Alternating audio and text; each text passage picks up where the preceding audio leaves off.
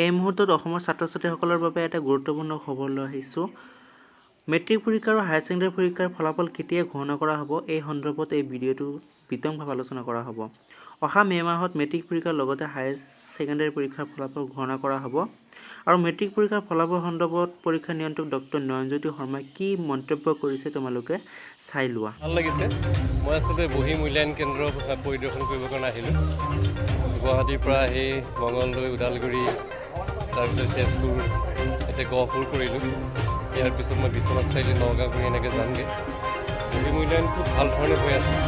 সকলো টিচাৰে বৰ মন প্ৰীতি কামবিলাক কৰি আছে। এতিয়া সময়ত যদি আমাৰ মূল্যায়ন হৈ যায়, আমি আশা কৰিছোঁ যাতে পৰীক্ষাৰ ফলাফলটো যাতে আমি মে'তে দিব পাৰোঁ, তাৰ কাৰণে আমি চেষ্টা কৰি আছোঁ। সেইমতে কিন্তু আগবাঢ়ি আছে কামখিনি। মই সুখী কামখিনি লৈ পেলাই ক'ব পাৰি, মানে আমি সেই পথে সেই প্ৰগ্ৰেছটো তেনেকুৱাই হৈ আছে। আমি মাধ্যমিক শিক্ষা পৰিষদে আমি সংকল্পই লৈছোঁ যাতে আমি খুব সোনকালে বহি মূল্যায়ন আমি শেষ কৰিব পাৰোঁ আৰু যাতে মে'ৰ ভিতৰত আমি ৰিজাল্টটো দিওঁ।